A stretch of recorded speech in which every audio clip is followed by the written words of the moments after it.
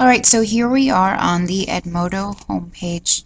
This is what you see once you log in. I'm going to briefly walk you through it and introduce you to how we use it in Tech Apps class. So here at the top, we are at the Hornsby domain, hornsby.edmodo. Right here on the left-hand side, you have your groups as well as your avatar, and down here at the bottom, your communities. So I'm part of the Hornsby Dunlap community as well as Del Valley, and a few other ones that I've joined. Right here in the center, we have our posting feature. We can send notes, alerts, assignments, quizzes, and polls. I really like to use the quizzes, and the students in Tech Apps enjoy it as well. I haven't used it yet this year, but it's nice because students will take a quiz and it automatically will give them their grade, and they love seeing that. Then you have right down here the posting feature where you can see when students have sent you a post or if your communities are posting. Then right here on the right hand side you have your apps, your app store, your app manager, as well as your app launcher and your planner. This is also nice. I've yet to use it this year, but last year I loved posting what we would be working on in the coming weeks, and students would kind of peruse their planner and see what was coming up in Tech Apps.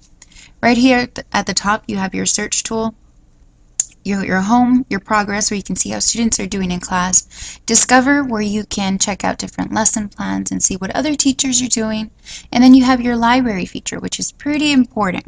This is where you bookmark different websites as well as build folders for students, and I love using this in Tech Apps. Right here you have your notifications when students send you a message or answer to a message or reply. This is where you'll see that they've responded. Then right here you have your account settings. As you can see, since I'm the school administrator, I can switch to school admin, and I'll show you in a bit what that looks like.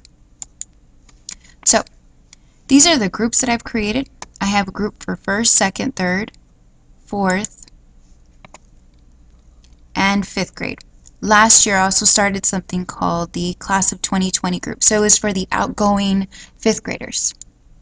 I'm going to click on that so you could see what we kind of did. So students were allowed to post, and I would moderate the posts. They were allowed to speak to each other, sending nice things. So here we have a student letting us know that she misses us, just various things, and then teachers also posted.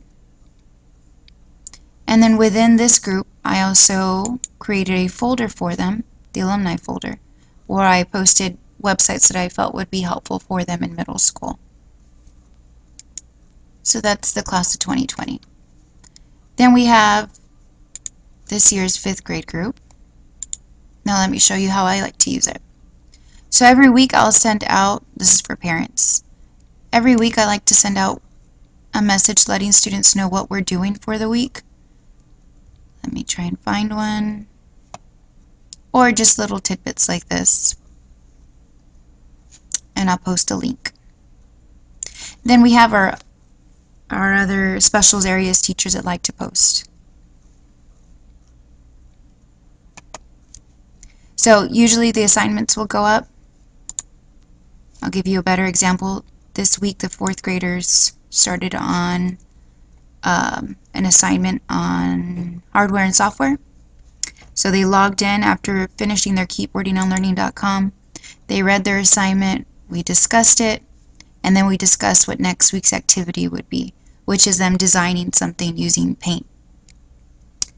And then I added this link for tech knowledge. So students walked through the paint program and got a short tutorial. Students that are absent can also access this and kind of see what they missed out on.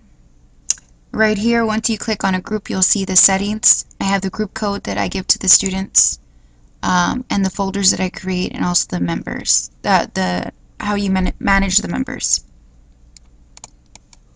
Right here you have your settings. I default all new members to read only, and moderate all posts and replies. They don't post anything, so I don't have to worry about that. Another way to use it is to kind of get feedback from students. I left this post that a student sent me. So this is a 5th grader. Just a nice little note. and I can reply to her. We also discuss how to post and what posting looks like. We spend an entire 45 minutes, just an entire class period, discussing what posting is, what appropriate posting is, what online behavior is, what a positive community is. It takes up about 2 weeks. Another nice feature is you can schedule your posts. So I can have lessons ready for them to go for the following week, and it'll automatically send out that Monday. So here's an example. I have one scheduled post for my third graders for next week. So now I want to show you a really important feature under the library section. So again, like I said earlier, the library section is a bookmarking feature. So I put all the websites in here that I feel students would use either now or sometime in the future. Within the library section, I create folders. This is pretty important because this is how I display the units to the students. So for example, I have the first unit, Computer Basics. Here's the third grade folder, the fourth grade and fifth grade, and then I loop kinder through second together in one folder. Then I have the second unit, which is under digital citizenship, so I have second, third, fourth, and fifth grade. And then this will be when we come back for the second semester, the professional researcher unit. And within each folder, I have websites as well as documents that displays to the student what exactly we're working on. So let's go into, for example, the I'm a Digital Citizen fourth grade folder. I have planned a scavenger hunt game planned for them.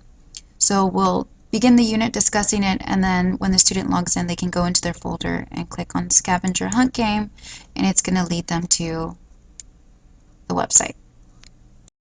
Now I'd like to show you what it looks like from the administrator's point of view. So I'm going to switch to school admin.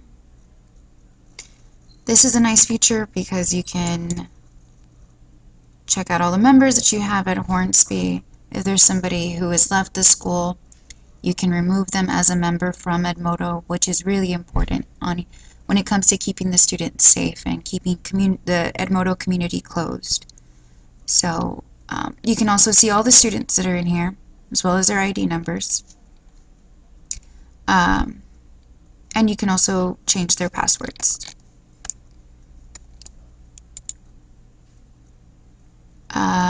You can also see what teachers have been posting. So here's one of our teachers. I can see the badges that she's earned, the communities she's a part of, and other features such as what she's posted and the conversations between her and students, which makes Edmodo completely transparent, which is nice. So I'm going to switch back to teacher.